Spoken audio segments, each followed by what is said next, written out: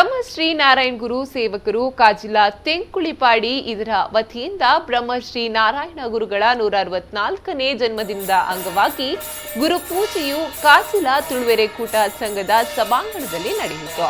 ಈ ವೇಳೆ ಶ್ರೀರಾಮ ಪೂಜಾರಿ ಕಾಜಿಲಾ ನಟ್ಟಿಲ್ಲು ಇವರ ನೇತೃತ್ವದಲ್ಲಿ ಧಾರ್ಮಿಕ ವಿಧಿವಿಧಾನದ ಪ್ರಕಾರ ಶ್ರೀ ಬ್ರಹ್ಮಶ್ರೀ ನಾರಾಯಣ ಗುರು ಅವರ ಭಾವಚಿತ್ರಕ್ಕೆ ಪೂಜೆಯನ್ನ ಸಲ್ಲಿಸಲಾಯಿತು.